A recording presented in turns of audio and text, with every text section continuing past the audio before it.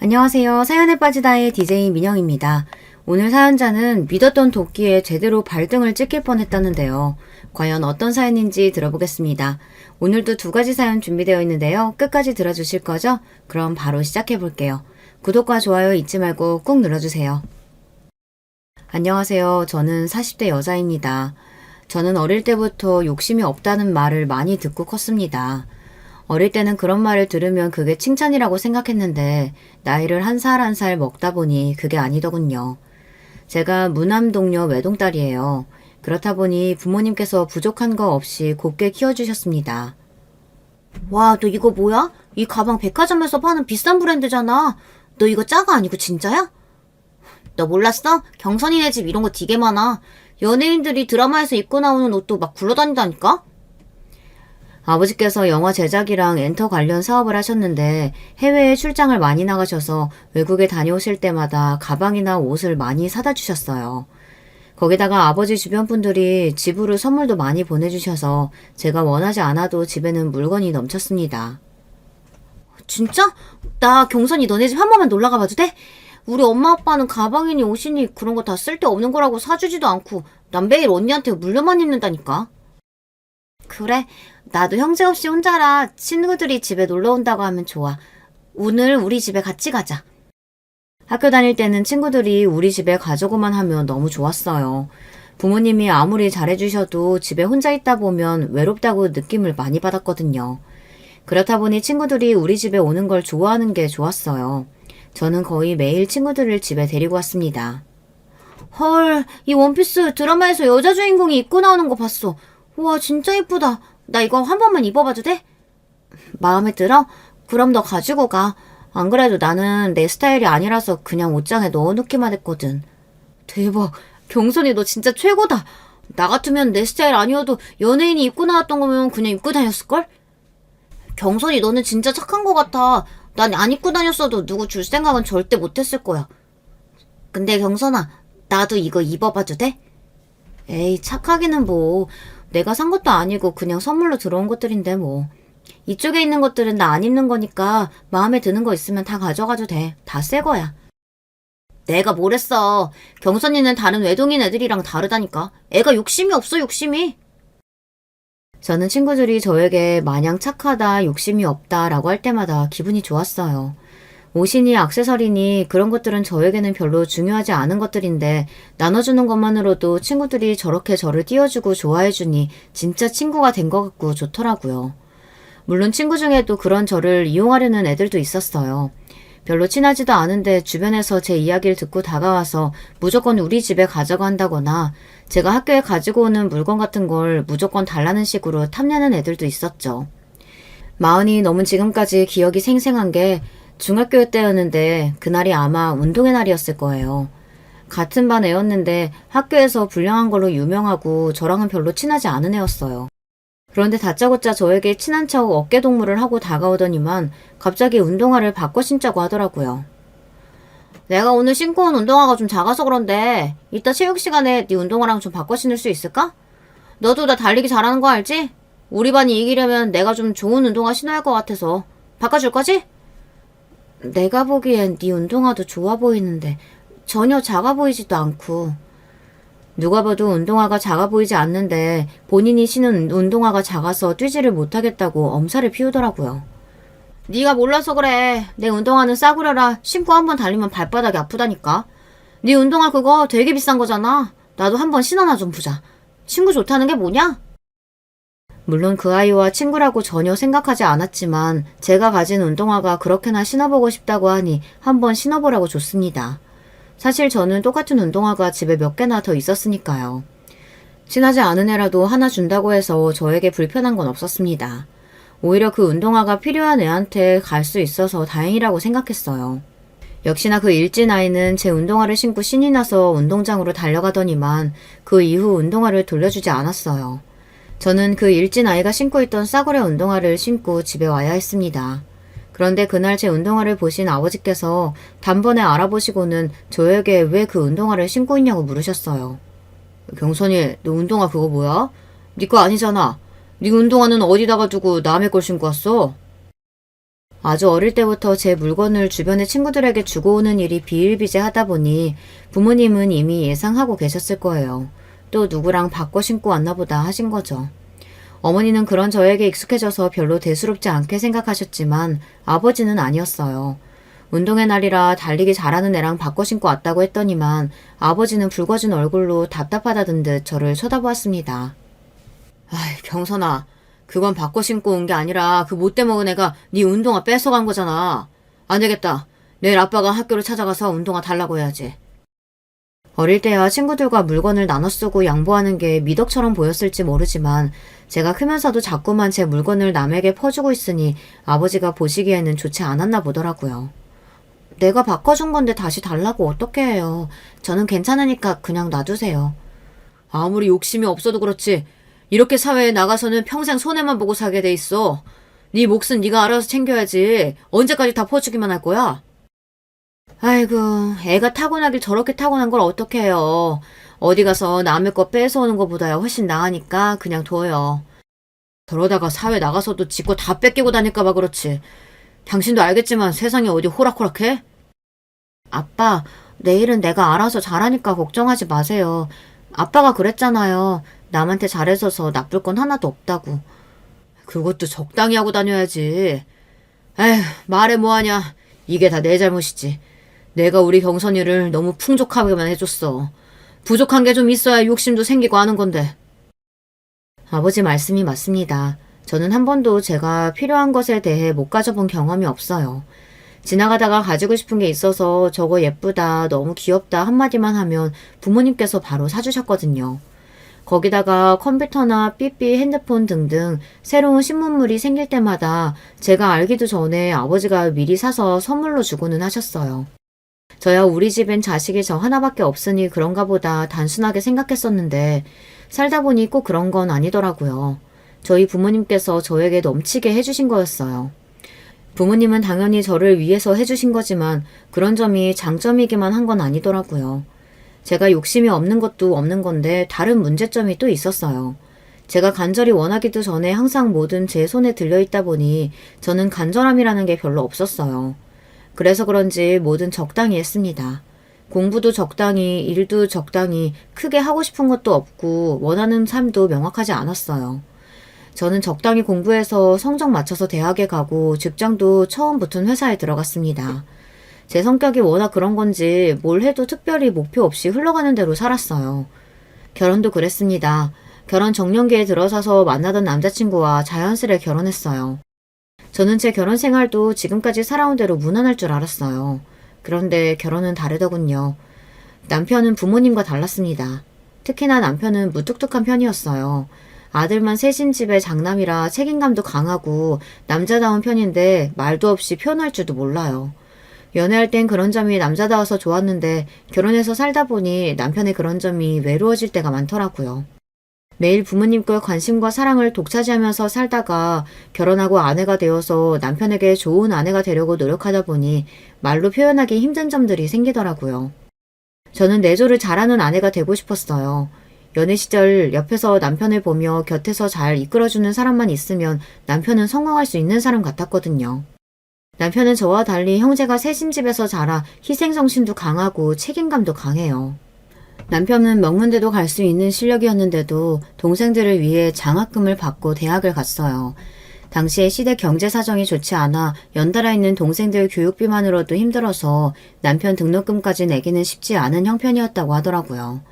남편이 대단한 게 대학 졸업과 동시에 취직해서 동생들 학비며 부모님 대출까지 갚았다고 하더라고요. 우리 아버지가 책임감도 강하고 성격도 시원시원하신데 하나 단점이 손이 커. 우리 어릴 때부터 어머니가 동네 옷가게에서 아르바이트를 하셨는데 엄마가 일을 잘해서 손님이 많다고 딱 한마디 했는데 아버지께서 단번에 그럼 엄마더러 가게 해보라고 부추겨서 빚내서 가게 차렸다가 쫄딱 망했다니까. 그 빚 갚느라 내가 고생 좀 했어. 학교 다니면서 그 빚을 어떻게 다 갚았대? 대단하다 정말. 저와 살아온 환경이 달라도 너무 다른 남편에게 지나온 이야기를 들을 때마다 저는 남편이 더 대단하게 느껴졌어요. 어릴 때부터 부모님에게 받기만 하며 자라온 저와는 달라도 너무 달랐으니까요. 그런 이야기를 들을 때마다 남편이 안쓰러웠던 저는 아내로서 제가 남편에게 해줄 수 있는 일을 찾아 남편이 더 좋은 것을 누리고 실력을 인정받을 수 있도록 도와주고 싶었습니다. 그중 제일 처음으로 제가 남편에게 해준 일이 바로 서재를 만들어주는 거였어요. 남편은 한 번도 자기 방을 가져본 적이 없다고 하더라고요. 형제가 셋이다 보니 항상 남편이 막내 동생이랑 같이 방을 썼대요. 보통 형제가 셋이면 제일 큰 형이 방을 따로 쓸 만도 한데 남편은 자신이 먼저 양보를 했던 거죠. 나는 학교 다닐 때 자기 방에서 통화하고 컴퓨터 게임 하는 애들이 제일 부러웠다니까. 내 방에는 내 물건보다 막내 장난감이 더 많았어. 막내 시동생이 늦둥이라 남편이랑 막내 시동생이랑 나이 차이가 꽤 나는데요. 그러다 보니 남편이 막내 시동생이랑 방을 쓰면서 육아까지 병행했나 보더라고요. 그 이야기를 들은 저는 결혼할 때 다른 건 몰라도 신혼집에 방 하나는 온전히 남편 혼자 쓸 수 있도록 방을 만들어주고 싶었습니다. 그런데 결혼할 당시 시댁에서 신혼집을 구해줄 형편이 되지 않는다고 하더라고요. 요즘 집값이 얼만데 부모가 자식들 신혼집을 척척 사줘. 더군다나 우리 집은 아들만 셋이라 셋 다 장가만 보내려고 해도 내 허리가 휜다. 허리가 휘어. 내 나이가 몇 살인데 결혼할 때 부모님한테 손을 벌려요. 결혼 준비는 저랑 경선이가 알아서 할 테니까 걱정하지 마세요. 남편은 효자였어요. 그랬으니 그동안 그렇게 알아서 희생하고 양보하면서 살았겠지만 결혼할 때가 되니 저는 그런 남편이 이해가 되지 않았습니다. 저도 무조건 부모님이 남들만큼은 도와줘야지 라고 생각하는 사람은 아니었지만 아무리 그래도 부모라면 자식이 힘들 때 조금이라도 도움을 줄 수 있어야 한다고 생각해요. 시아버지처럼 나 몰라라 하는 게 아니고요. 더군다나 남편은 대학생부터 지금까지 줄곧 집안의 생활비를 보태며 살았는데 돈이 있어봐야 얼마나 있겠어요. 분명 모아둔 돈도 없을 텐데 시부모님 앞에서 당당하게 본인이 알아서 하겠다고 하는 남편을 보니 대충 시댁 분위기가 어떤지 알겠더라고요. 그렇다 보니 저도 남편에게 어떻게 할 생각이냐고 대놓고 묻기가 어려웠습니다. 그런데 역시나 제 예상대로 남편이 돈이 없기는 정말 없더라고요.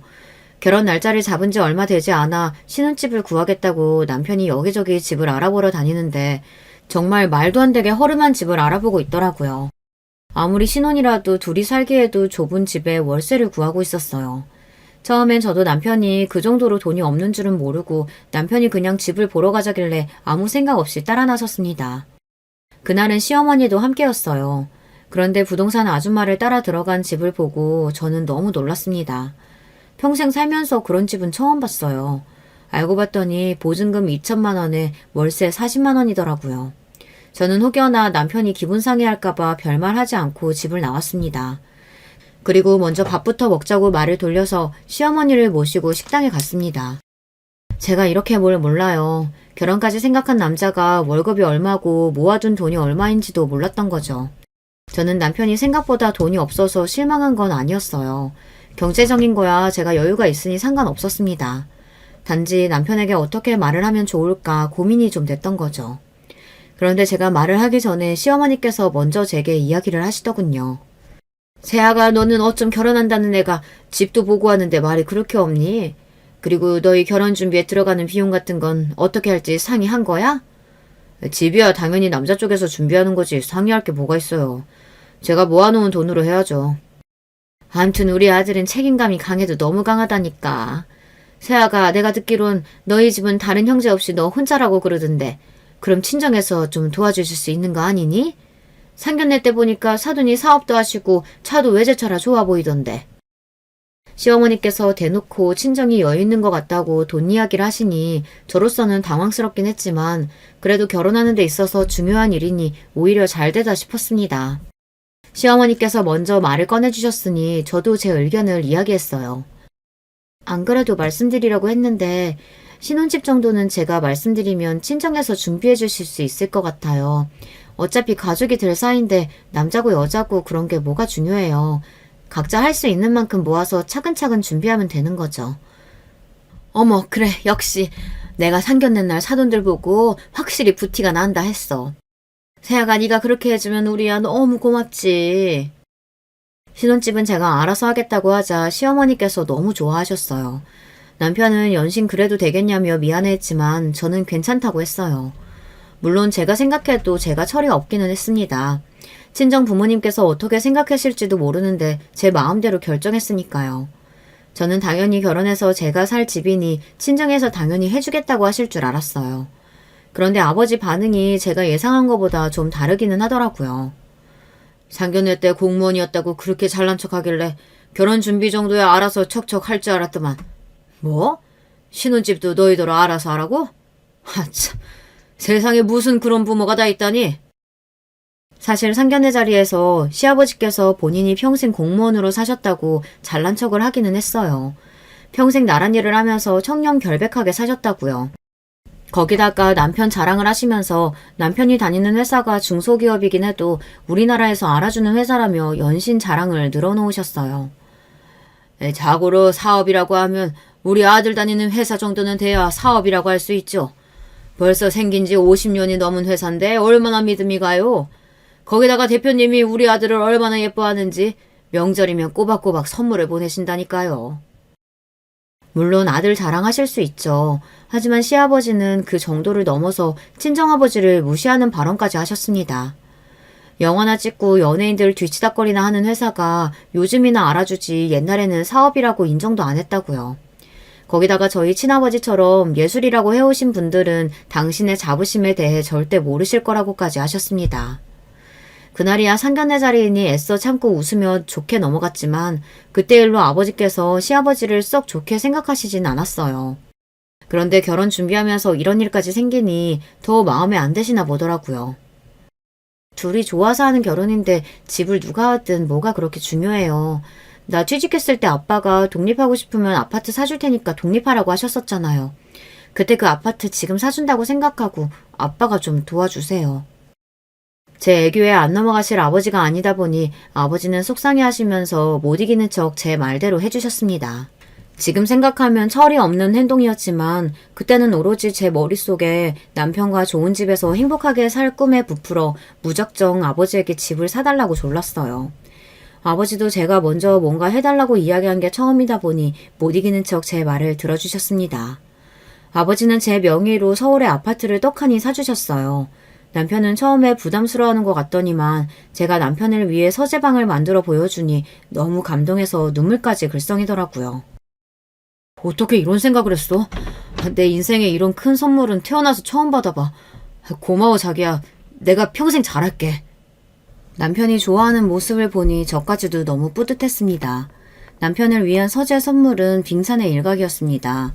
저는 결혼해서 사는 동안 남편을 위해서라면 뭐든 주저하지 않고 나서서 했습니다. 남편 직장 동료들이나 상사분들을 위해 도시락을 싸기도 하고 집에 초대해서 식사도 여러 번 대접했어요. 남편네 회사가 시아버지 말씀대로 중소기업이긴 해도 꽤 오랫동안 뼈대가 굵은 회사예요. 특히나 임원님들이나 대표님들은 몇십 년 동안 함께 일한 분이시다 보니 연세도 많고 옛날 분들입니다. 그러다 보니 분위기가 가족 같은 분위기예요. 저는 한 번씩 아빠 찬스를 이용해 영화 티켓이나 콘서트 티켓이 생기면 남편 상사들에게 선물로 드리고는 했습니다. 그러다 보니 남편은 회사에서 상사분들의 애정을 독차지했어요. 이번에도 자기 덕분에 부장님이랑 이사님이 얼마나 좋아하셨는지 몰라.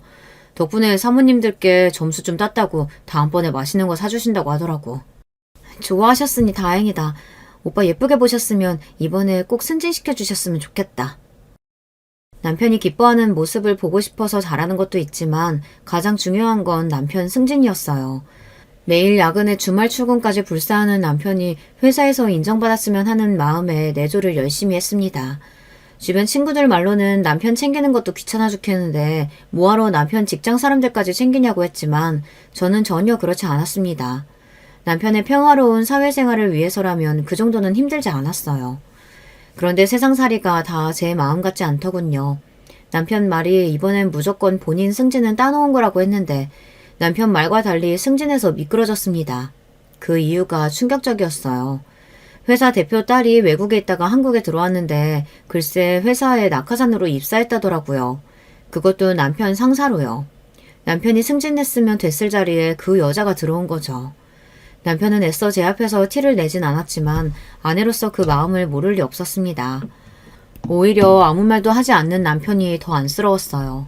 그래도 남편이 참 대단한 게 그런 상황에서도 싫은 소리 한마디 안 하고 열심히 직장 생활을 했습니다. 대표 딸이라는 여자, 자기보다 나이도 어리고 회사 일도 잘 모를 텐데 힘들지 않아? 그런 남편이 걱정돼서 제가 한 번씩 괜찮냐고 물었는데 그럴 때마다 남편은 괜찮다며 밝게 웃었어요. 힘들 게 뭐가 있어. 대표님 입장에서도 당연히 자기 회사인데 자기 자식이 중요한 자리에 있는 게 마음 편하시겠지. 그리고 내가 처자식 있는데 그런 거 따지면서 일할 군번이야? 뭐든 열심히 해야지. 평생 가족들 챙기느라 희생만 하면서 사는 남편이 안타까워서 저만은 남편에게 부담되지 않으려 했는데 아이가 생기고 나니 그것도 쉽지가 않더라고요. 제가 다니던 직장은 육아휴직이 가능하긴 한데 월급이 50%밖에 나오지를 않았어요. 그러다 보니 애까지 있는 와중에 남편 월급만 가지고 세 식구가 살기가 빠듯하기는 했죠. 그럴 때면 후회가 되기도 했어요. 남들 열심히 살 때 저도 좀 열심히 공부하고 열심히 좋은 직장에 다닐 걸. 연봉이 높은 회사에 다녔으면 이렇게 남편을 혼자 힘들게 하진 않았을 텐데 이런 생각이 들더라고요. 제가 이런 고민을 하면 친구들은 무슨 그런 소리를 하냐며 결혼하면서 아파트까지 사들고 왔는데 그 정도면 제 할 도리 다 한 거라고 하더라고요. 그런 이야기를 들으면 그런 것 같기도 하다가 매일 힘들게 출퇴근하는 남편을 보면 마음이 그렇지 않았습니다. 더군다나 남편이 아이가 생기고 나서는 전보다 더 회사 일에 열심히인 게 눈에 띄게 보였거든요. 밤이고 낮이고 남편 머릿속에는 회사 일 말고 아무것도 없었어요. 거의 매일 야근에 주말에도 일이 생기면 매일 출근해서 쉴 시간이 거의 없었죠. 그럴 때면 남편이 걱정돼서 새로운 실장이 힘들게 하는 거 아니냐고 물었습니다. 아니야. 우리 실장님 누구 괴롭히고 힘들게 하실 분 아니야. 오히려 외국에서 공부하신 분이라 그런지 일도 금방 파악하시고 멋있더라. 나이는 나보다 어려도 배울 게 많아. 오히려 남편은 새로운 대표 딸과 친해진 것 같더라고요. 외국에서 와서 생각도 열려있고 배울 게 많다며 항상 좋은 말만 했습니다. 남편이 열심히 회사 생활하는 건 좋은 일이지만 한 가지 서운한 건 제가 남편에게 하는 만큼 남편은 저에게 별 관심이 없다는 겁니다. 안 그러려고 해도 무뚝뚝한 남편과 살다 보니 자꾸 저도 모르게 기분 상하는 일이 생겼어요. 저는 남편에 관한 일이라면 뭐든 앞장서서 도와줬는데 남편은 그렇지 않았습니다. 언제부턴가 항상 일이 바쁘다는 핑계로 저나 가정에는 소홀해지더라고요. 집에 오면 피곤하다면서 자기 바쁘지 저와 대화도 하지 않았습니다. 저는 남편에게 서운했지만 그런 제 마음을 어떻게 표현해야 할지 몰랐어요. 제 딴에는 남편을 배려한다고 했던 행동들이 언젠가부턴가 제가 원하는 거를 자꾸 참게 되고 말을 못하고 있더라고요. 어느 순간 저도 모르게 결혼하기 전부터 남편에게 했던 습관이 몸에 배어서 원래 내가 뭘 원했는지조차 모르고 있는 것 같았어요. 심지어 남편은 뭔가 결정할 때 저와 상의도 없이 혼자 결정하고는 했습니다. 한 번은 이런 적까지 있었어요. 남편이 저에게 말도 안 하고 회사를 그만뒀어요. 당시에 시아버지께서 퇴직금에 대출까지 받은 돈을 모두 투자해 프랜차이즈 식당을 열었습니다. 남편 말로는 시아버지의 권유로 다니던 직장을 그만두고 시아버지를 돕기로 했다고 했어요. 그런데 예상과는 달리 장사가 잘 되지 않았습니다. 초기 몇 달은 수익이 하나도 없어서 남편이 가지고 오는 돈이 전혀 없었어요. 그래서 제가 버는 돈으로 생활하고 있었습니다. 사정이 힘든데도 참고 버틸 수밖에 없었던 게 사실 남편이 갑자기 직장을 그만두고 나서 뒤늦게 알게 된 제가 나중에 친정에 이야기했더니 친정 아버지께서 싫어하셨어요. 직장 생활만 하던 사람이 장사의 장자도 모르면서 무작정 직장을 그만두면 어떡하냐고요. 더군다나 시아버지께서 남편에게 권유했다는 게 더 싫으셨던 것 같아요. 부모라는 사람이 자식 도와주는 것도 없으면서 매번 부려먹기만 한다고요.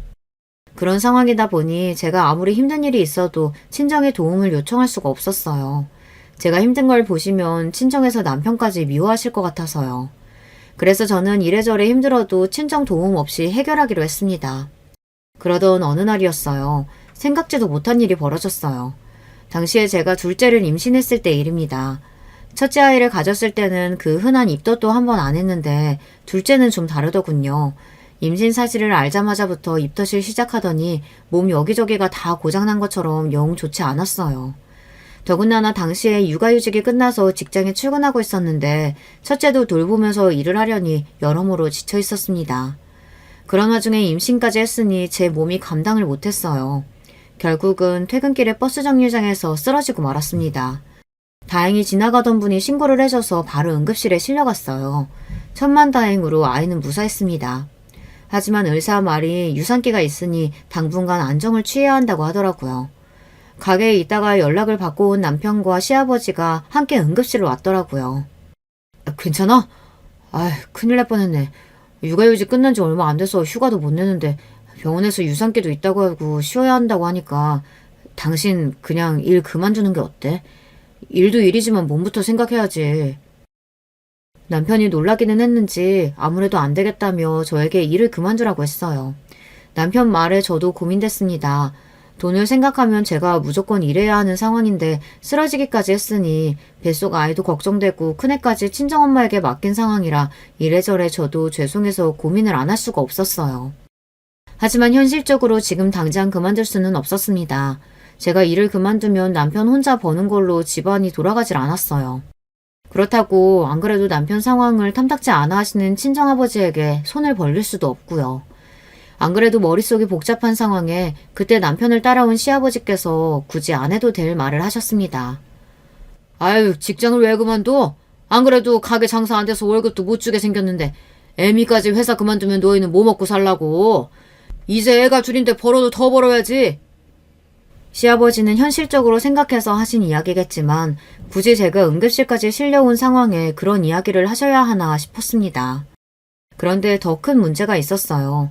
때마침 연락을 받고 오신 친정부모님께서 놀라서 응급실에 달려오셨다가 시아버지께서 하신 이야기를 듣고야 말았습니다. 아니 사돈, 며느리가 쓰러져서 병원에 실려왔는데 지금 그런 소리를 꼭 하셔야겠습니까? 아버지는 화가 잔뜩 나서 시아버지에게 바짝 다가가 언성을 높이셨어요. 장인어른 언제 오셨어요? 경선이 쓰러졌다는 이야기에 많이 놀라셨죠? 저희 아버지가 뭘 몰라서 하신 말씀이니 너그럽게 이해해주세요. 당황한 남편이 나서서 수습해보았지만 이미 늦었습니다. 안 그래도 없는 집에 시집가 고생만 하고 사는 딸이 안쓰러워서 뭐든 도와주려고 하신 친정아버지 앞에서 그런 소리를 해댔으니 아버지는 펑하고 터져버렸어요. 아무리 딸이 없어도 그렇지. 남의 집 귀한 자식 데려다가 고생만 시키는 것도 모자라서 이제 와 뭐요? 참, 내가 기가 막혀서. 시아버지는 어이가 없으신지 더 이상 말을 잇지 못하셨어요. 내가 뭐 틀린 말 했습니까? 당장 애들 키우려면 누구라도 더 벌어야지. 그럼 어떡합니까? 사돈이야말로 그렇게 걱정되시면 좀 도와주시면 되잖아요. 시아버지는 뻔뻔해도 너무 뻔뻔했습니다. 본인이 실수했으면 인정하고 미안하다고 하면 될 일이지 끝까지 우기고 버텼어요. 그만하세요. 병원에서 손 안 떨어서 뭐해요. 제 일은 제가 알아서 할 테니까 그만하시고 다들 돌아가세요. 더 했다가는 병원에서 더 큰 싸움이 날 것 같아 애써 제가 나섰습니다.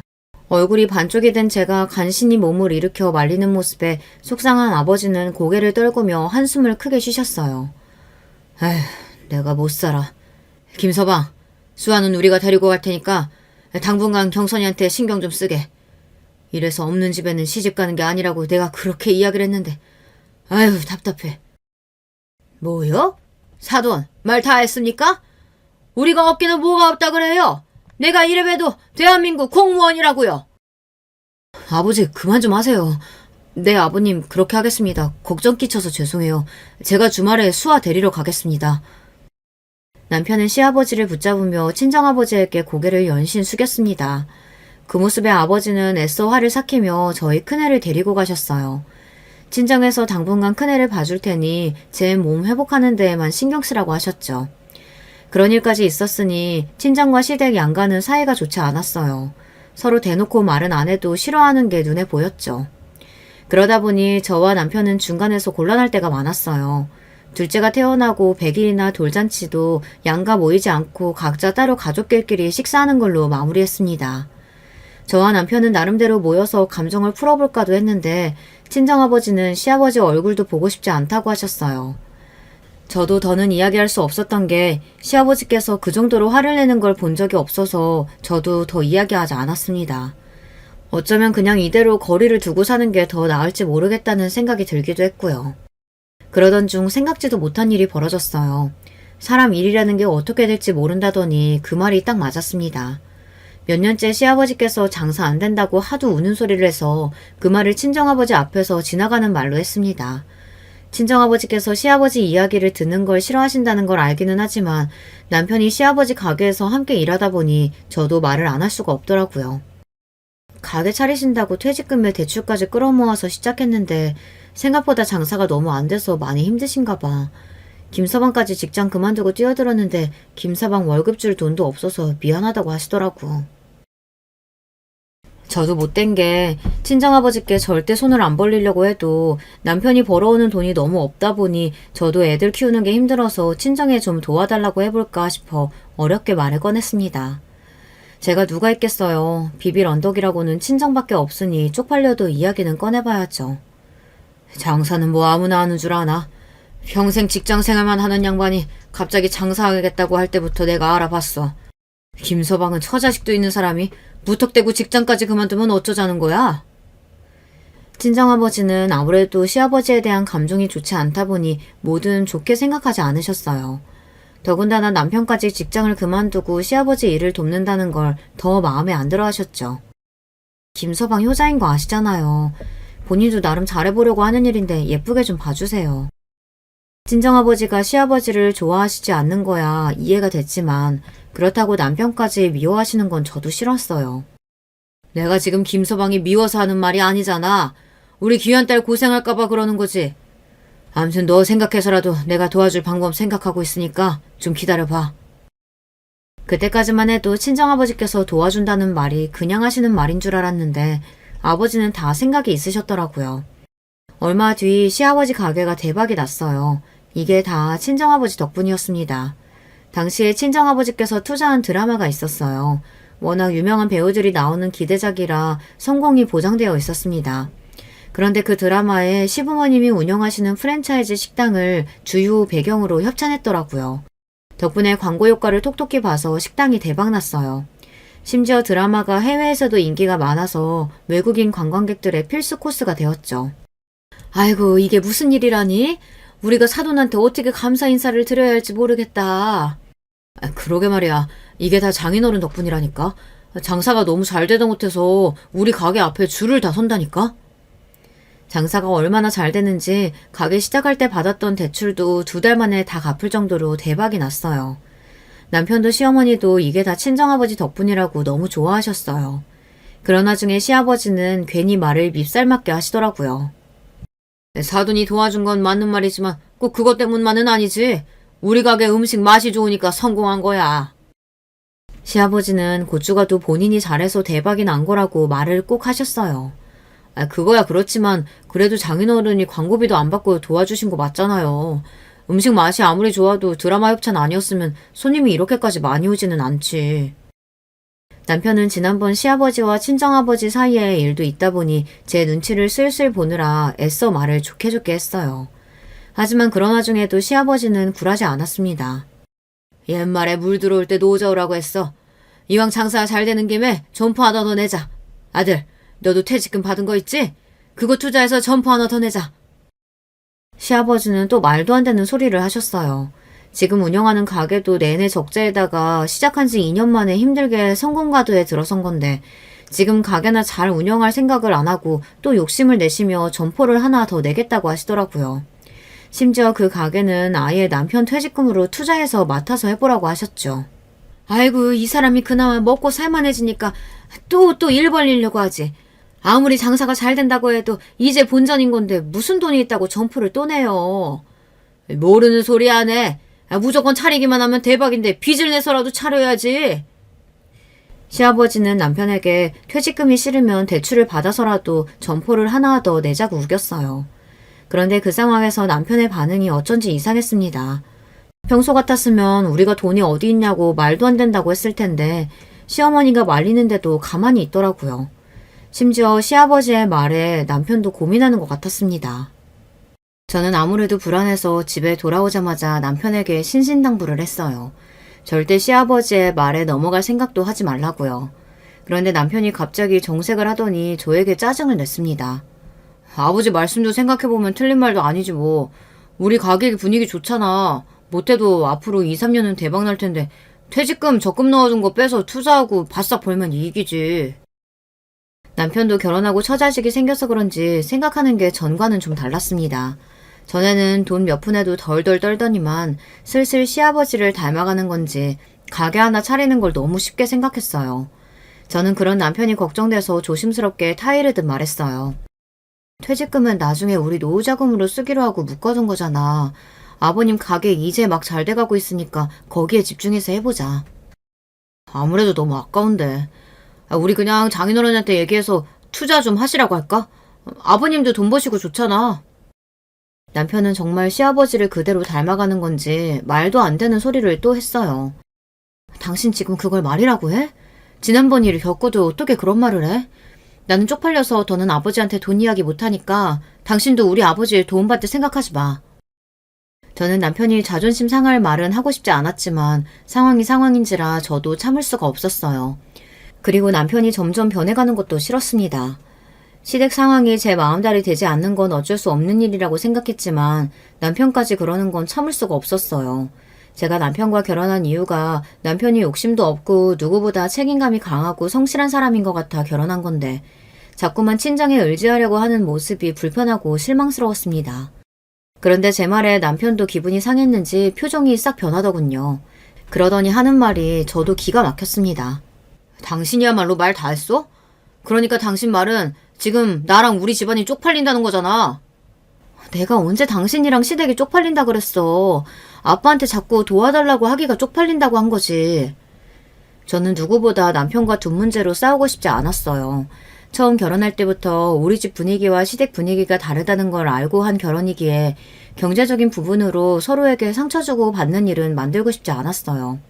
하지만 부부에게 경제적인 부분만큼 예민한 부분이 없더라고요. 결국은 다 내 잘못이지. 됐어. 다시는 당신 앞에서 돈 이야기 안 꺼낼 거니까 걱정하지 마. 남편은 제대로 대화를 나누지도 않고 집을 나가버렸습니다. 저는 너무 속상해서 그날 밤 한숨도 자지 못하고 내내 눈물을 쏟았습니다. 그런데 얼마 뒤 더 황당한 일이 있었어요. 지금 생각해도 믿기지 않을 정도로 저에게는 충격적인 일이었습니다. 회사 일로 시아버지 가게 근처에 갈 일이 생겨서 갔다가 점심이나 먹고 가려고 가게에 들렀어요. 그런데 가게 밖으로 젊은 여자가 한 명 나오는데 시아버지랑 남편이 가게 밖까지 나와서 마중을 하더라고요. 아버님 오늘 너무 반가웠어요. 음식도 너무 맛있어서 그러는데 저 자주 놀러와도 되죠? 아이고 너무 좋죠. 오고 싶을 때 아무 데나 와요. 여보 연락도 없이 가게엔 웬일이야? 가게 문 앞에 있던 저를 뒤늦게 발견한 남편이 저를 보고 화들짝 놀라더라고요. 저는 오히려 남편의 반응이 이상해서 시아버지에게 밝게 인사하는 여자가 누구인가 궁금했어요. 그리고 더 기가 막혔던 건 다음 상황입니다. 시아버지에게 밝게 인사하던 여자가 저를 향해서도 밝게 인사를 했어요. 어머, 김 과장님 아내분이시구나. 제가 너무 궁금했었는데 이렇게 만나네요. 반가워요. 그럼 저는 이만 가보겠습니다. 알고 보니 그 젊은 여자는 남편이 직장 다닐 때 직장 상사라던 바로 그 여자였어요. 대표 딸이라는 바로 그 여자요. 저는 이 여자가 왜 여기까지 왔을까 싶어 더 이야기를 나누려고 하는데 남편이 헐레벌떡 여자를 보냈어요. 여자의 촉이라는 게 있잖아요. 남편의 태도도 태도였지만 저를 향해 밝게 웃어 보이던 여자의 인상이 어딘가 기분 나빴어요. 저에게 친한 척 웃으며 인사를 하긴 했지만 묘하게 저를 경계하는 게 느껴지더라고요. 그때였어요. 남편이 여자를 차까지 마중하는 모습을 바라보고 있던 시아버지가 혼잣말로 중얼거리시는 게 기가 막혔습니다. 아유, 차 좋은 거 봐. 저렇게 젊고 예쁜 여자를 놔두고 내 아들 아까워서 어떡한데. 순간 저는 제 두 귀를 의심했습니다. 시아버지께서 도대체 무슨 의미로 하신 이야기인지 예상조차 되지 않았어요. 저는 찝찝한 마음에 곧바로 몸을 돌려 시아버지에게 무슨 소리를 하시는 거냐고 물었습니다. 그러자 대뜸 하시는 말이 제 심장을 쿵 내려앉게 했어요. 무슨 소리야?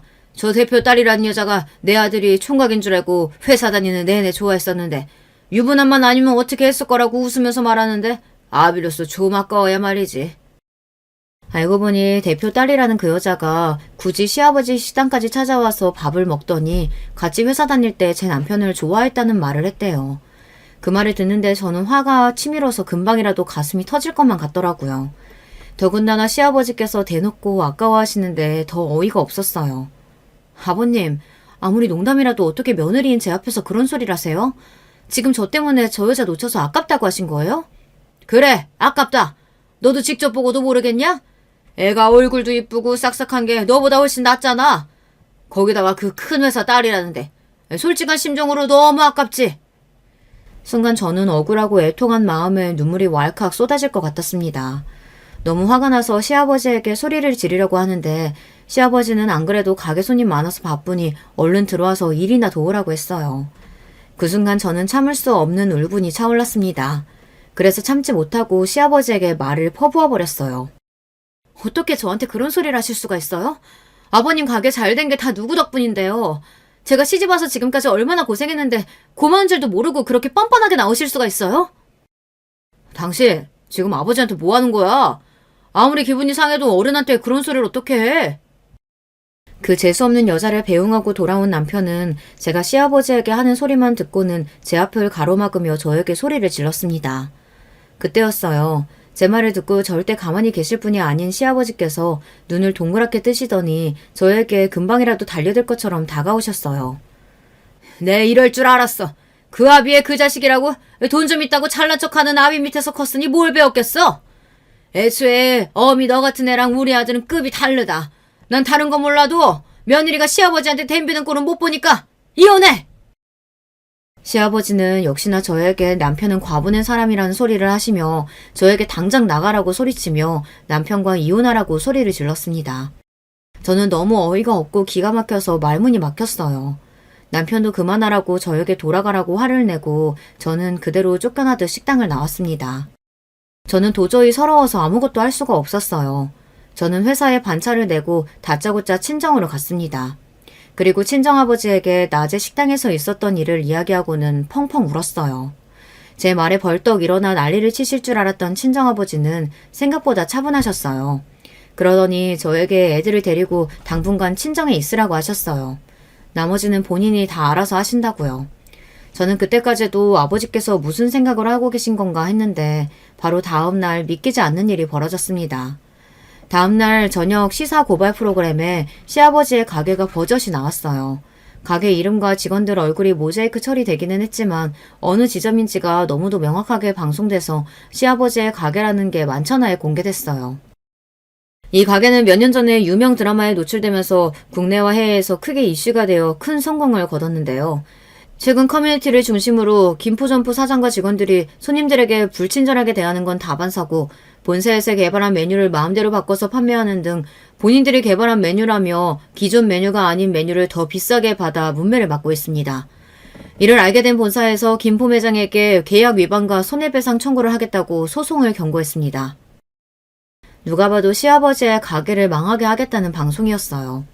저는 그 방송을 보자마자 친정아버지께서 말씀하신 알아서 하겠다는 말이 이 방송을 이야기하는 거라는 걸 알았습니다. 그때까지만 해도 이렇게까지 해야 하는 일인가 싶었어요. 시아버지께서 막말하는 게 하루 이틀 일도 아닌데 말 한마디 하신 거 가지고 가게까지 망하게 되면 남편도 망하게 되는 건데 이래도 되나 싶었죠. 그런데 문제는 거기서 끝이 아니었습니다. 며칠 뒤 친정아버지께서 저에게 서류 한 장을 건넸어요. 서류는 저와 남편의 이혼 서류였어요. 친정아버지는 남편에게도 서류를 보냈으니 당장 이혼하라고 하셨습니다. 저는 놀라서 갑자기 무슨 이혼이냐고 했어요. 시아버지가 밉고 싫긴 하지만 남편은 아무 잘못도 없다고요. 그러자 친정아버지께서 말을 머뭇거리시더니 이내 한숨을 쉬고는 저에게 놀라지 말라고 하시며 이야기를 하셨죠. 아무래도 이상해서 내가 좀 알아봤는데 김서방, 아니 그 자식 너무르게 내내 바람 피우고 있었더라. 그 회사 대표 딸인지 뭔지랑 내내 그렇고 그런 더러운 사이였대. 회사 다른 직원들한테 걸려서 회사도 잘린 거래. 그런데도 그년이랑 못 헤어지고 지금까지 만나고 있더라. 아버지의 말씀에 저는 놀라서 충격에 휩싸였습니다. 친정아버지께서 사람을 시켜 남편의 뒷조사를 했는데 알고 보니 회사를 그만둔 게 아니라 잘린 거라네요. 대표 딸이 실장으로 오고 난 지 얼마 되지 않아서부터 둘이 바람을 피우다가 회사 임원에게 들켜서 회사를 잘린 거더라고요. 내가 다 알아서 조치했으니까 너는 네 마음이나 잘 추스르면서 애들 잘 키울 생각이나 해. 앞으로는 이 아버지가 다 알아서 할 테니까. 그 일이 있은 지 벌써 반년이 넘었는데도 저는 아직도 마음의 상처가 아물지 않았어요. 시댁이고 뭐고 남편이 절 철저하게 몇 년 동안 속였다는 것만으로도 너무 아프고 힘듭니다. 다행히 저에게 친정이라는 울타리가 있어서 아버지의 도움을 받으며 아이들과 잘 지내려고 노력하고 있어요. 방송 이후 시아버지의 가게는 쫄딱 망했습니다. 거기다가 시아버지는 욕심을 버리지 못하고 다른 점포까지 내려고 준비하다가 어그러져서 빚더미에 앉게 생겼나 보더라고요.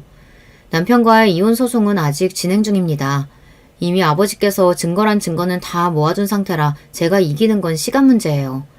문제는 남편이 매일 저에게 연락을 한다는 겁니다. 당신한테 내가 죽을 죄 지은 거 알아. 근데 제발 애들은 좀 보게 해줘. 일주일에 한 번, 아니 한 달에 한 번이라도. 저는 절대 남편에게 애들은 보여주지 않을 생각이라 소송 중이에요. 그런데 남편은 다른 건 몰라도 애들만은 제발 보게 해달라고 애원하고 있습니다. 여러분의 생각은 어떠세요? 저는 아직도 마음의 상처가 아물지 않아서인지 남편 말대로 해주고 싶지가 않아요. 하지만 애들을 생각하면 제가 밉다고 해서 천륜을 끊게 하는 게 맞는 건가 싶습니다. 여러분의 의견은 어떠신지 댓글로 남겨주시면 참고하겠습니다. 끝까지 저의 이야기 들어주셔서 감사해요.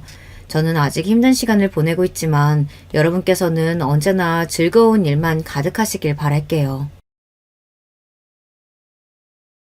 안녕하세요. 저는 현재 지방에서 남편과 두 아들을 키우며 사는 50대 후반 여자입니다.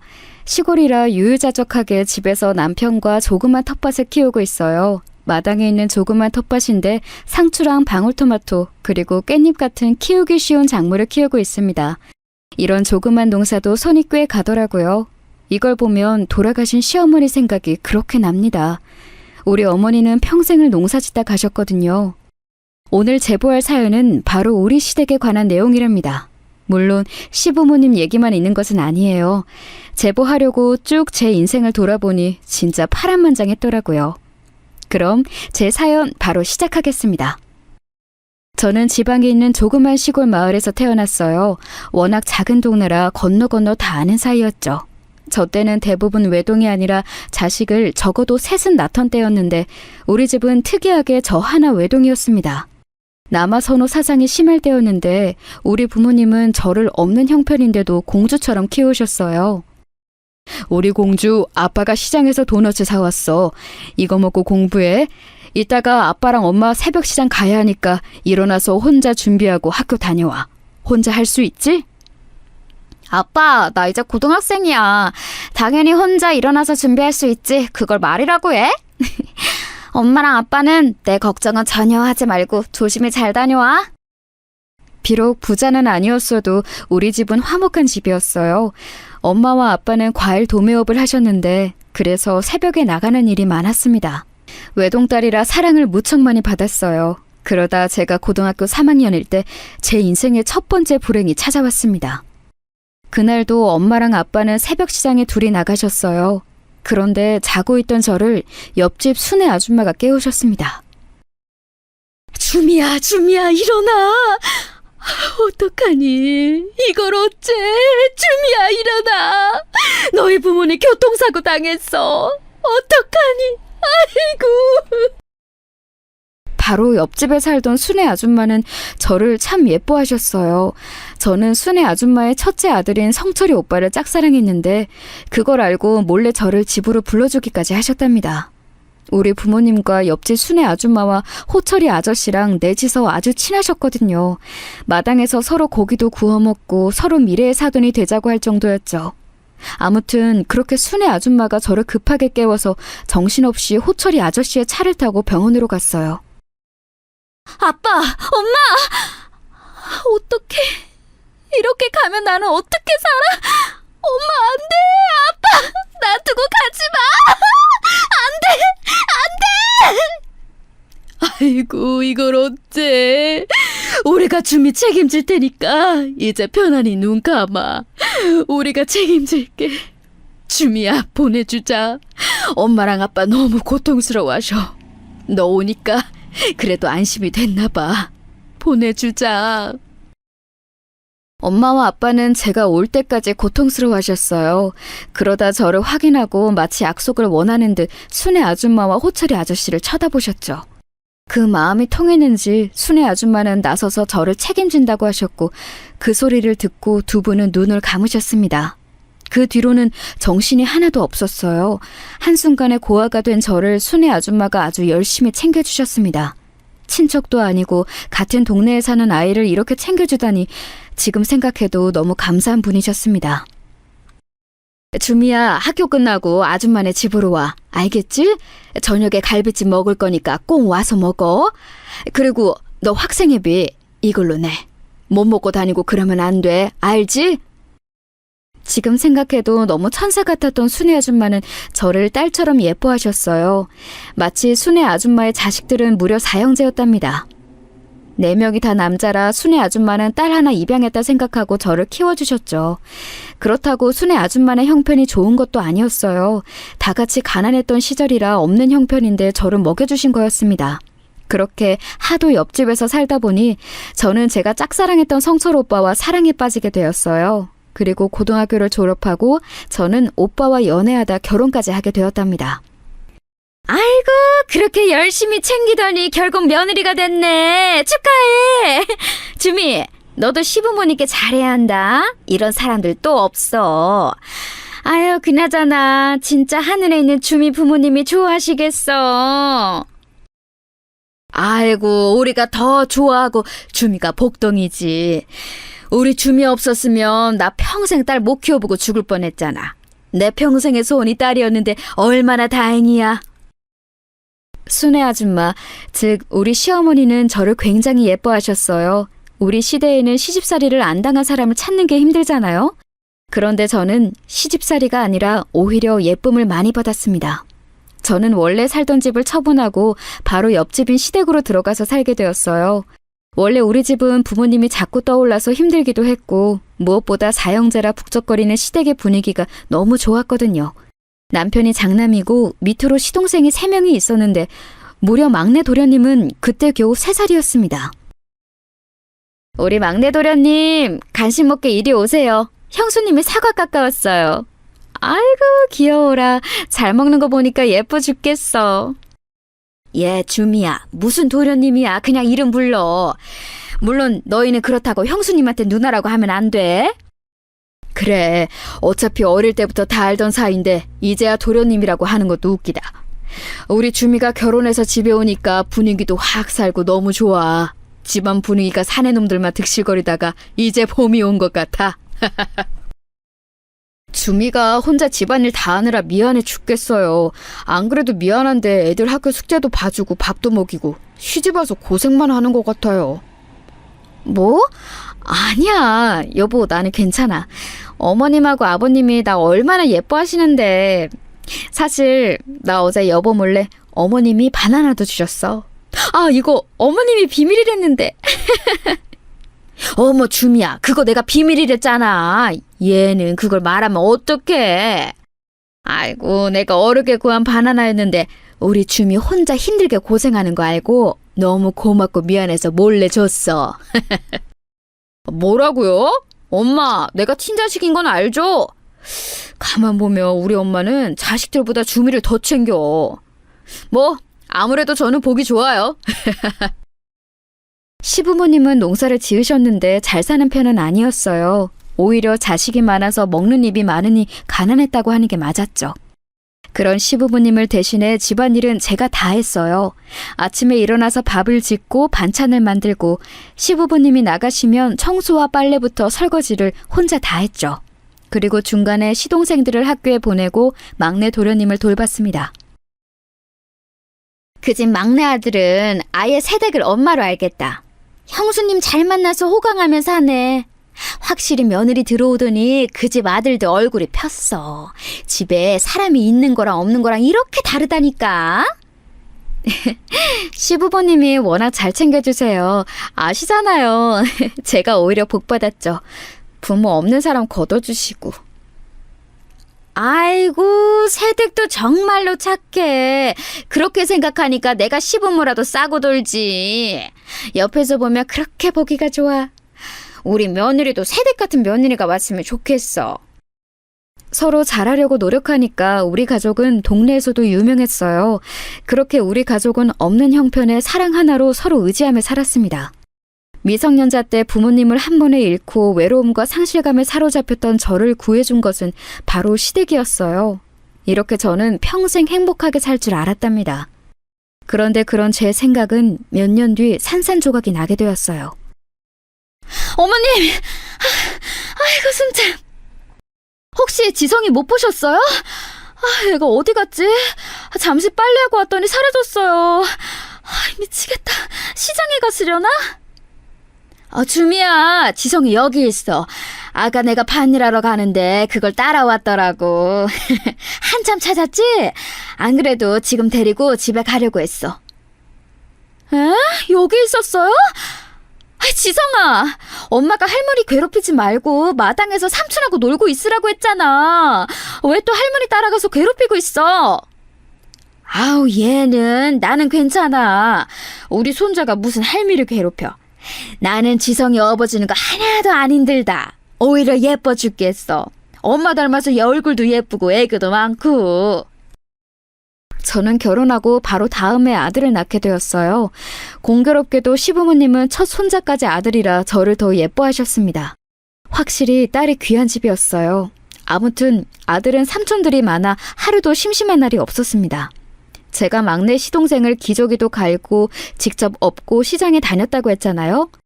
둘째, 셋째 도련님도 제가 학교에 데려다주고 심지어 학부모 회의도 참석했었어요. 그런 희생에 보답하듯 도련님들은 우리 아들을 잘 챙겨주셨습니다. 지성아, 삼촌이랑 개울가에 가서 물고기 잡을까?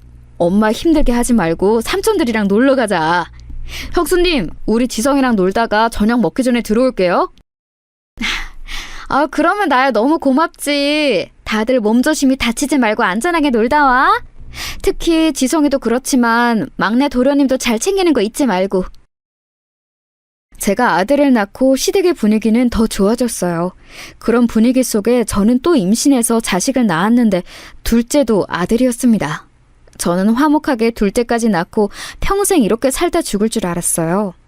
그런데 정확히 우리 첫째가 6살, 둘째가 4살 때 사건이 발생했어요. 그날은 곧 명절이라 시장에서 잔뜩 재료를 사서 집에 와서 손질하고 있었습니다. 그런데 갑자기 동네 주민 아저씨가 달려서 들어오셨습니다. 대문을 박차고 들어오셔서 너무 깜짝 놀랐는데 아저씨가 하는 말에 저는 너무 놀라 요리하다 그대로 밭으로 달려갔어요. 줄미야, 너희 시어머니 지금 쓰러지셨다. 얼른 빨리 와서 이 트럭 타. 지금 병원으로 가자. 시간이 없어. 너무 정신이 없어서 아들들을 챙길 정신도 없이 그대로 트럭을 타고 병원에 가게 되었어요. 병원에 갔더니 시어머니가 쓰러져 계셨습니다.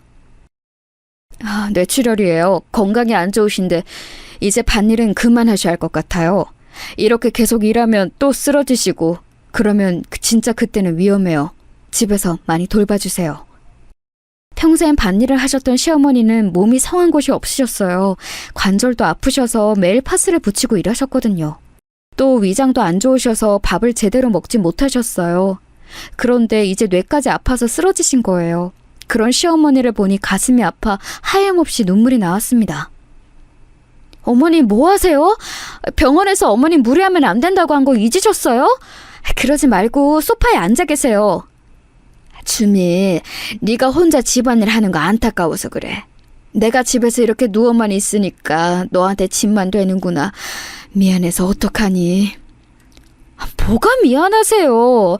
어머님이 저한테 해주신 것을 생각하세요. 하나도 미안하게 생각하지 마세요.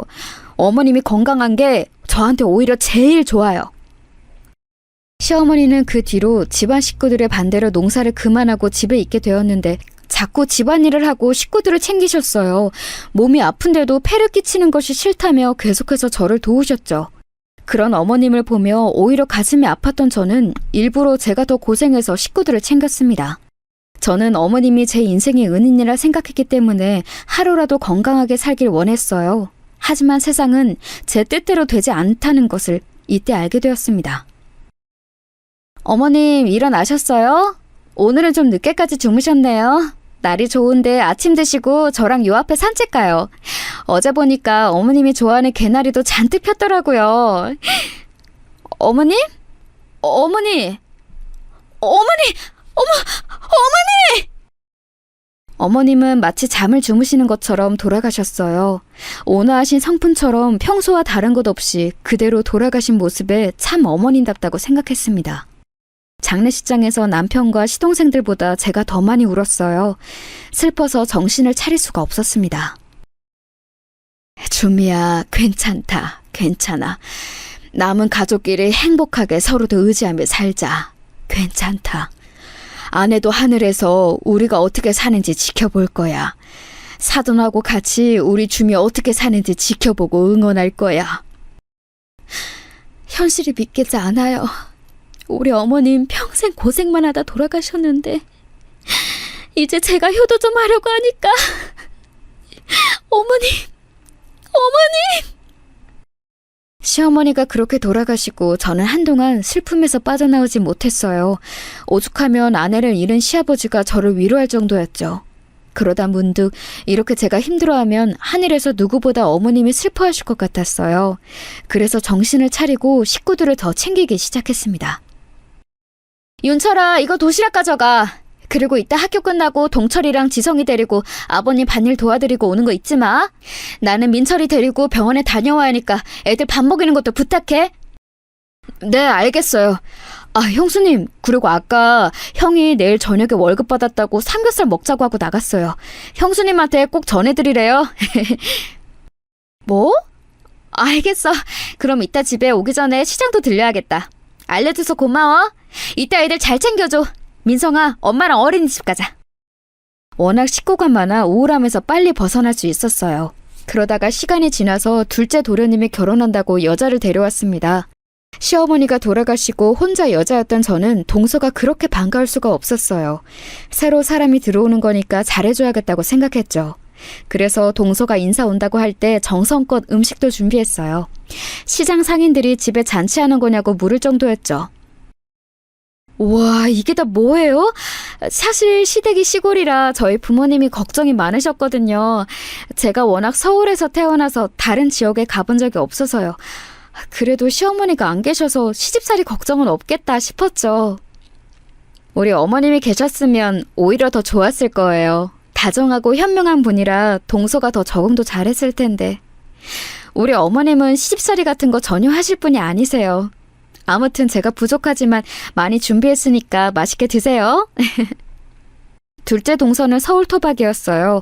둘째 도련님이 서울로 대학을 갔는데 거기서 동기로 만났다고 하더라고요. 그 둘은 서울에서 자리를 잡고 살 예정이었습니다.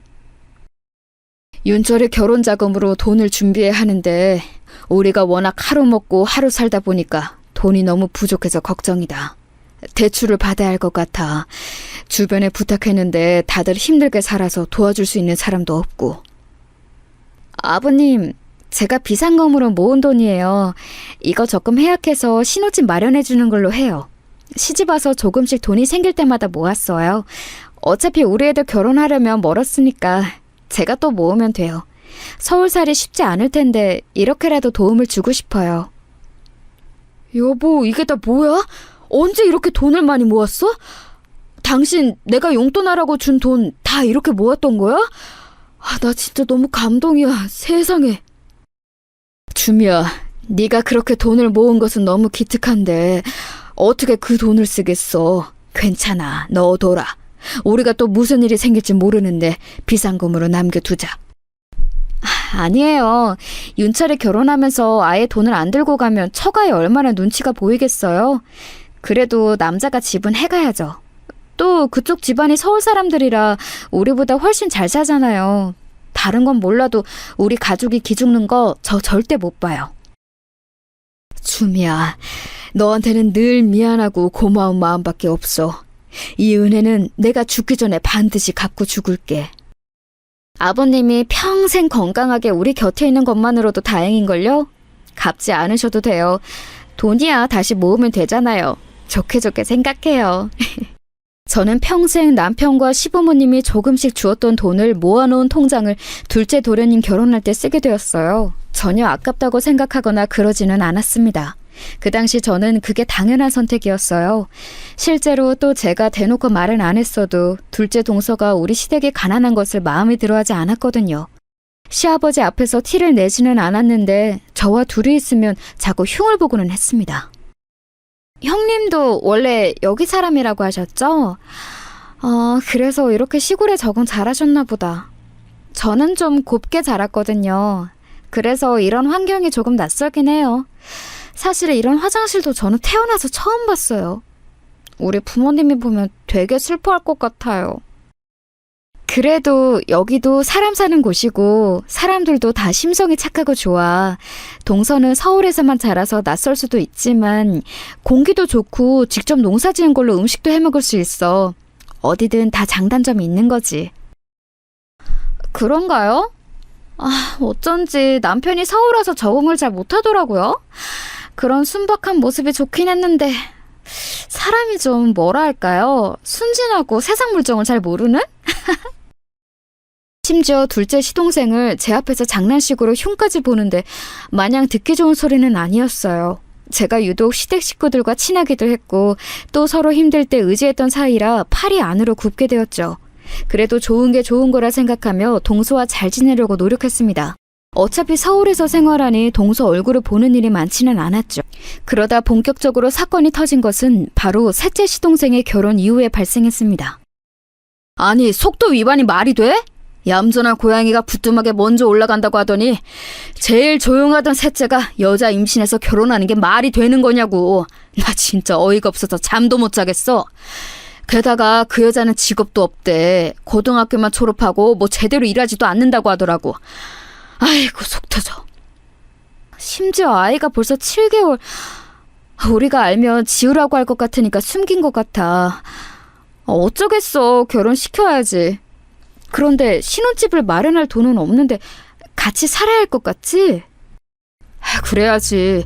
윤철이가 결혼해서 나갔으니 방은 있는데 우리 애들하고 동철이가 방을 같이 쓰게 하고. 아이고 머리야. 민철이 쟤도 대학 못 가고 공장에서 일하는데 걱정이다. 아버님도 어제부터 자리에 누워서 아무 말씀 없으셔. 충격을 많이 받으신 것 같아. 내가 모은 돈도 윤철이 결혼할 때 써서 어쩔 수 없네. 일단 같이 살아야지. 동서될 사람이 친정하고 영 끊었다며. 형제 중에 제일 조용했던 셋째 도련님이 무려 속도 위반으로 결혼하게 되었어요.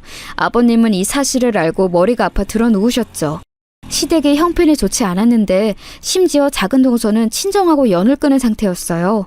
그래서 선택의 여지가 없이 같이 살게 되었는데 제 생각보다 너무 힘들었습니다. 동서, 화장실 쓰고 나면 휴지가 항상 바닥에 머리카락이 많더라고.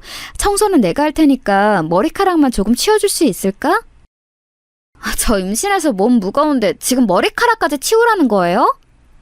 이러다 저랑 아이한테 무슨 이상이라도 생기면 어떡하시려고요? 지금 시어머니 없다고 저한테 대신 시집살이 시키는 거예요? 아니, 머리카락이 너무 많아서 보기 좀 그래서 그랬어. 그래도 같이 사는 집인데 그 정도는 할 수 있지 않아? 내가 요리나 청소 빨래는 혼자 하니까 동서도 어느 정도는 해줬으면 했던 거야. 저도 도와드리고 싶은 마음은 크죠. 그런데 현실적으로 제가 임신해서 몸이 무거운데 어떻게 도와드려요? 아기 낳으면 알아서 잘 도와드릴 테니까 걱정하지 마세요. 셋째 동서는 정말 집안일이라고는 전혀 모르는 사람이었어요. 같이 사는 집인데 혼자 사는 것처럼 행동하는 모습에 저도 그렇고 남편과 시아버지도 불편해했죠. 그래도 저 때는 임신 상태라 식구들은 불만이 있어도 전혀 내비치지 않았습니다. 그런데 막상 아이가 태어나자 동서는 더욱 혼자 사는 것처럼 행동했어요. 아니, 오히려 시댁 식구들을 자기 노비처럼 부리기 시작했죠. 도련님, 저 과자가 너무 먹고 싶은데 사다 주세요. 저번에 보니까 과자 고르는 센스가 별로 없던데 아예 제가 정해드릴게요. 그리고 아기 기저귀도 떨어졌는데 부탁해요. 동서, 동철이 학생이라 공부하기 바쁘잖아. 차라리 동서 남편 시키는 거 어때? 우리 남편은 돈 버느라 바쁘고 힘들잖아요. 그러면 형님이 다녀오시는 건 어떠세요? 저는 아이 돌봐야 해서 움직이기가 좀 그렇잖아요. 아이가 신생아라 밖에 나가는 건 아직 조심스러워요. 괜히 나갔다가 면역력이 약해지면 어떡해요?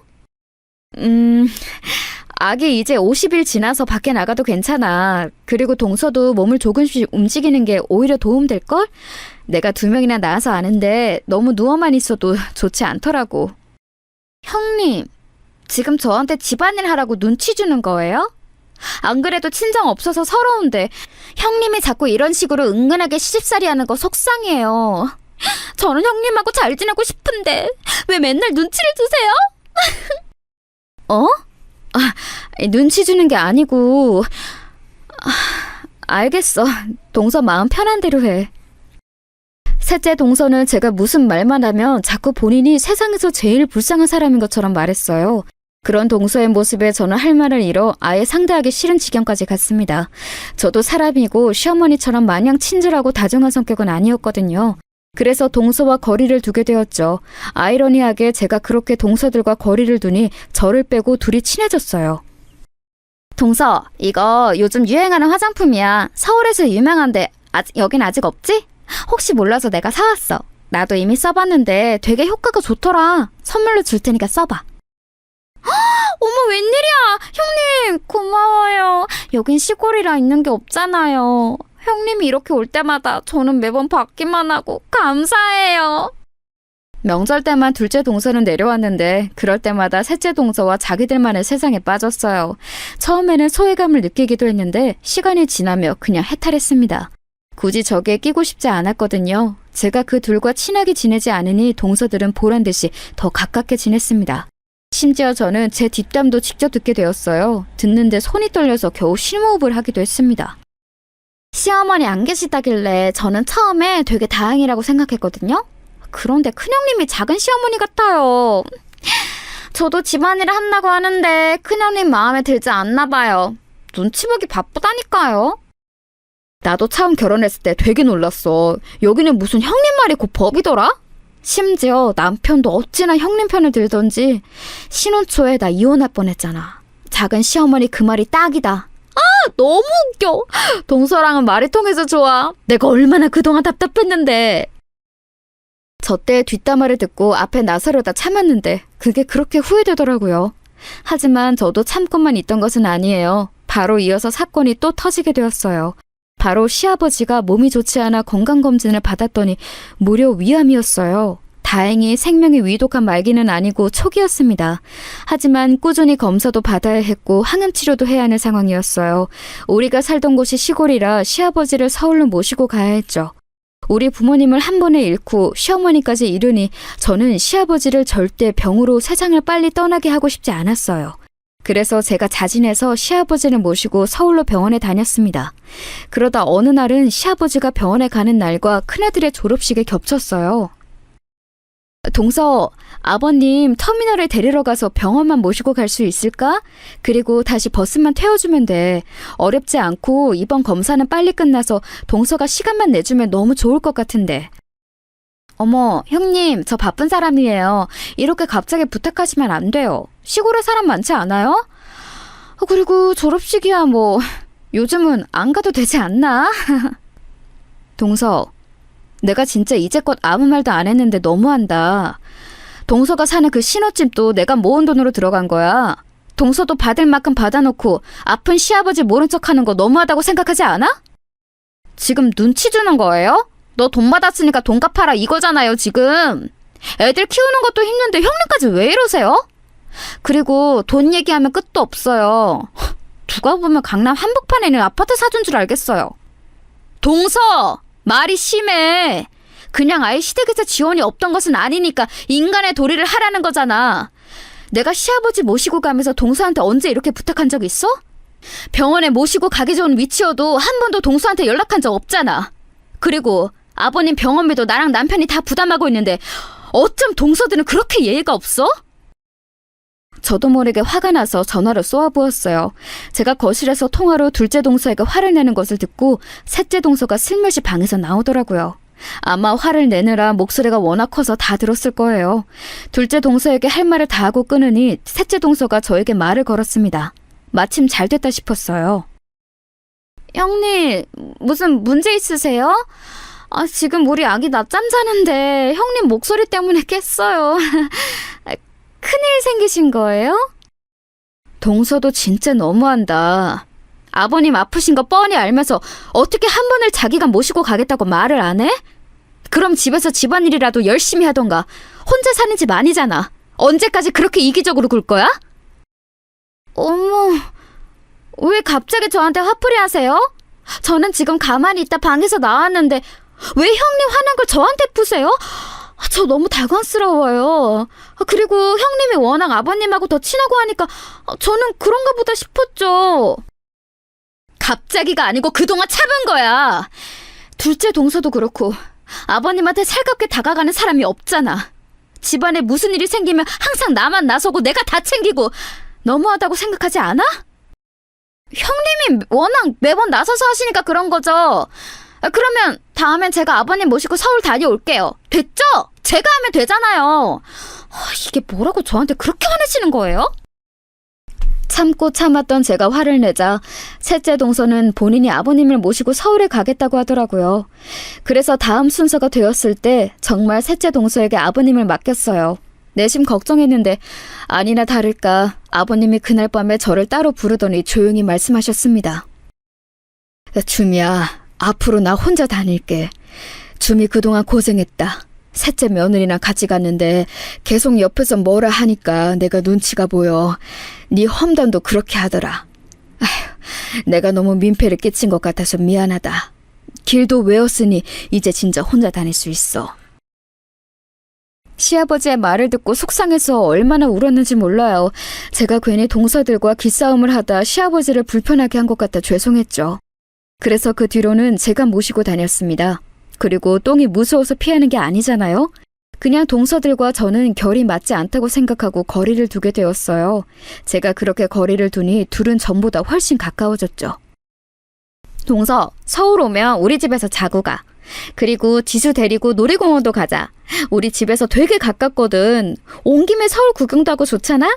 애들한테도 큰 물을 보여줘야 나중에 도움돼. 어머, 형님 진짜요? 저야 그럼 너무 감사하죠. 웬일이야. 지수가 안 그래도 맨날 놀이공원 가고 싶다고 노래를 불렀거든요. 진짜 다행이다. 그럼 우리 날짜 잡을까요? 세상에. 일부러 제 앞에서 저렇게 소외시키며 대화해도 저는 최대한 무시했어요. 괜히 저기에 끼면 지는 느낌이 들더라고요. 이런 상태가 지속되고 있었는데 그래도 하늘이 무너져도 살아남을 방법이 있다고 하죠. 인생이 고난만 가득한 것은 아니잖아요. 축하합니다. 며느리님이 그동안 고생 너무 많으셨어요. 이렇게 완치하다니 진심으로 축하드려요. 어르신, 이제 고생 끝입니다. 서울까지 지방에서 오느라 체력적으로 힘드셨을 텐데 정말 축하드립니다. 감사합니다. 주미야, 네가 제일 고생 많았다. 나 데리고 다니느라 고생했어. 내가 너한테는 진짜 고맙고 미안하다는 말밖에 할 말이 없구나. 웬일이야 선생님. 그동안 감사했습니다. 아버님도 너무 고생 많으셨어요. 우리 이제 걱정 없이 꽃길만 걷도록 해요. 너무 기뻐서 눈물이 나올 것 같아요. 한번 이렇게 크게 아프고 나니까 가족의 소중함을 알게 되었어. 하늘로 간 아내를 뒤따라가는 줄 알았는데 얼마나 다행인지 몰라. 마침 보험금도 많이 있으니 이걸로 우리 가족끼리 단합해서 여행을 가는 거 어떠니? 내가 내륙 시골에 살아서 제주도를 한 번도 안 가봤잖아. 제주도를 죽기 전에 몸이 이렇게 멀쩡할 때 가보고 싶구나. 제주도요? 아버님, 저도 제주도 한 번도 안 가봤어요. 그럼 제가 남편에게 말해서 추진해 볼게요. 다들 시간 맞추기가 힘들 텐데 그래도 아버님 완쾌 기념으로 시간을 어떻게든 내야죠. 시아버지가 드디어 암을 완치하게 되었어요. 그러면서 시아버지는 가족끼리 다 같이 여행을 가길 원하셨습니다. 언제 또 이런 기회가 올지 모르니 남편이 나서서 동생들에게 시간을 내라고 말했어요. 그런데 한 가지 문제가 있었어요. 바로 제가 비행기를 탈 생각을 하니 머리가 아프기 시작했던 거예요. 한 번도 타본 적이 없어 두려움이 가득했죠. 심지어 비행기를 탈 생각을 하니 악몽까지 꾸게 되었어요. 그 모습을 보고 남편은 제 상태가 걱정된다고 하며 배를 타고 가는 것을 제안했어요. 그런 남편에게 너무 고마웠습니다. 아유, 우리 주미가 비행기가 무섭다면 당연히 배를 타고 가야지. 주미야, 너 편한 대로 하고 싶은 거 다 결정해라. 이번 여행은 우리 주미의 의견이 최우선이야. 그동안 나 데리고 서울까지 왕복하느라 고생했어. 시아버지는 흔쾌히 그러자고 대답했고 결국 우리의 가족여행은 배를 타고 제주도를 가게 되었습니다. 비행기를 탈 생각엔 두려움이 가득했는데 배를 타고 갈 생각을 하니 저도 여행의 설렘을 느끼기 시작했어요. 저도 20살에 시집와서 한평생을 시댁에서 살며 제대로 된 여행을 가본 적이 없었거든요. 주미야, 그렇게 신나? 나 자기가 그렇게 신이 난 모습은 처음 보는 것 같아. 당신 요즘 얼굴이 말 그대로 폈어. 당신 기뻐하는 거 보면 내가 왜 더 빨리 여행을 가지 않았을까 싶어. 너무 미안해. 앞으로는 우리 열심히 다니자. 알겠지? 그동안 고생 많았어. 그냥 우리 마을이나 서울이 아니고 다른 곳에 간다는 게 너무 행복해. 그리고 또 우리 가족이 다 같이 가는 거잖아. 이번 기회에 동서들하고 친해지려고. 내가 연장자니까 먼저 다가갈 거야. 미워도 같은 가족이니까. 뭐? 그 생각까지 한 거야? 그래, 우리 같은 가족이니까 서로 잘 지내면 좋잖아. 당신이 그렇게 생각했다니 내가 다 기쁘다. 나는 당신이 그렇게 생각할 줄 몰랐어. 동서들과 사이가 좋지 않은 것을 남편은 어느 정도 알고 있었어요. 자세히는 제가 굳이 말하지 않았는데 아무래도 티가 났겠죠. 그동안 시아버지 병간호를 하느라 가족들끼리 교류가 많지 않았거든요. 이번 여행을 빌미로 서로 속 터놓고 친하게 지내는 것을 원했습니다. 그게 저 혼자만의 생각이라는 것인 줄은 꿈에도 몰랐어요. 알았다면 절대 여행을 가지 않았을 거예요. 여행을 가기 전날 너무 설레서 잠도 제대로 자지 못했어요. 배에 타서 저는 멀미가 심해 멀미약을 먹고 잠깐 잠들었다 깨니 남편도 자고 있더라고요. 시아버지를 보니까 시아버지도 자고 계시길래 밖으로 잠깐 나갔습니다. 동서들이 의외로 깨어있길래 다가가려 했는데 둘은 저를 보고도 아는 척을 하지 않더라고요. 저번에 싸운 이후로 아직 어색함이 남아있어서 그런가 보다 생각하고 혼자 바다를 보고 있었습니다. 괜히 바다를 보니까 시어머니 생각이 그렇게 나더라고요. 주미야, 나는 살면서 바다를 내 눈으로 본 적이 없어. 그래서 바다를 보는 게 내 꿈이었어. 꿈이 참 소박하지? 다음 생에는 바다 앞에 있는 집에서 살고 싶어. 시어머니가 같이 왔으면 얼마나 좋았을까 생각도 들고 괜히 마음이 짠해졌어요. 우리 어머니가 계셨으면 동서들하고 틀어지지도 않았을 것 같았죠.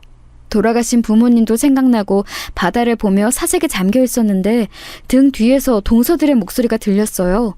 무시하려고 했는데 아예 저보고 들으라고 하는 소리처럼 크게 말해서 무시할 수가 없었습니다. 내가 진짜 주변에 창피해서 말을 못했어. 제주도를 비행기도 아니고 배를 타고 가는 게 말이 돼? 심지어 우리 친정 부모님이 나한테 배 타고 가는 거 맞냐고 계속 물어보더라. 우리 애들은 비행기 탄다고 신났다가 실망해서 난리가 아니었어. 이게 다 짠순이 큰형님 덕분이죠. 뭐 비행기 공포증? 아니, 비행기를 타봤어야 공포증이 있는지 알죠. 딱 봐도 그냥 비행기로 가면 더 비싸니까 배를 타고 가자고 한 거잖아요. 아휴, 그렇게 아끼고 아껴서 부자 되려나 봐요. 하여간 혼자 착한 척은 다 해. 너무 얄밉지 않아? 본인만 정의롭고 생각 많고 착한 며느리고 우리는 그냥 철없는 며느리잖아. 아까도 시아버지가 싸고 도는 거 봤지? 멀미약 먹었냐고 손 꼭 붙잡고 물어보더라. 아휴. 대놓고 저를 욕하는 걸 가만히 듣고 있을 수는 없었어요. 저는 나름대로 친해지고 싶은 마음이 커서 남편에게 제가 다가가겠다고 말한 상태였는데 동서들은 그런 저를 들으라는 듯 욕하니 속상함이 너무 컸습니다. 그런데 그 뒤에 나온 말은 더 충격이었어요. 아휴, 지금 술을 마셔서 그런가? 왜 평소보다 훨씬 얄밉죠? 그리고 우리 남편도 큰형님 말에 꼼짝을 못하더라고요. 집에서도 무슨 자기 엄마인 것처럼 대하고. 나도 저번에 남편하고 싸웠잖아. 우리는 평소에는 사이가 진짜 좋거든? 근데 꼭 형님 얘기가 나오면 싸워. 우리 남편도 형님 말이라면 무슨 법처럼 따르잖아. 도대체 어떻게 구워 삶은 거야? 너무 얄미워요. 큰형님 여기서 밀어버리면 좋겠죠? 농담이에요.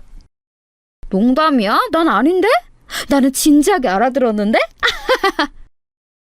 둘이 무려 저를 바다에 밀어버리다고 깔깔거리는 모습에 저는 온몸이 굳어버렸어요. 저런 사람인들인 줄도 모르고 저는 지금이라도 어긋난 관계를 돌리려고 했던 거죠. 순간 이제껏 제가 시댁에 희생했던 게 물거품이 된 느낌이 들었습니다. 그러면서 사는 게 무슨 의미가 있나 싶었어요. 마침 돌아가신 시어머니와 우리 부모님을 생각하던 중이기도 했고요. 동서들, 진짜 너무한다. 내가 다가가려고 해도 틈을 전혀 주지 않네? 내가 도대체 뭘 그렇게 잘못했어? 나는 그냥 동서들이랑 잘 지내고 싶었던 건데 내 마음이 전혀 통하지 않았던 거구나. 어머, 형님, 다 들으셨어요? 저번부터 되게 몰래 잘 들으시네. 아니, 제주도 가는데 배 타고 가면 남들이 우리를 뭐라고 생각하겠어요? 그것도 그렇고 그냥 형님이 이번 여행 일정도 다 짰다고 들었어요. 이 집안은 다 형님 위주로 돌아가는 거 이제 지쳐요.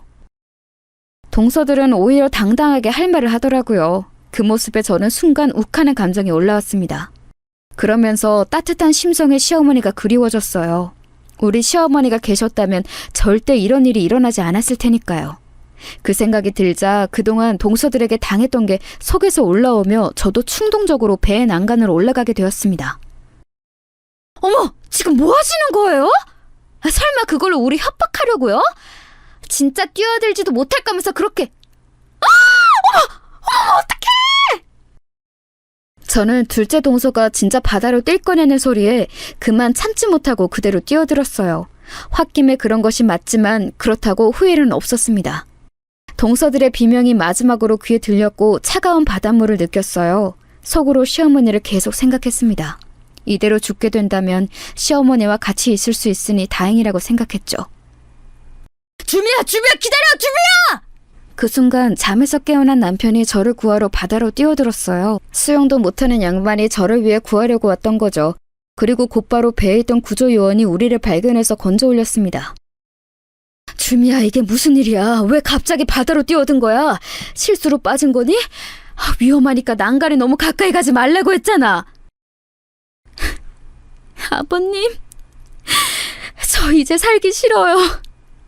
시어머니가 너무 보고 싶어요.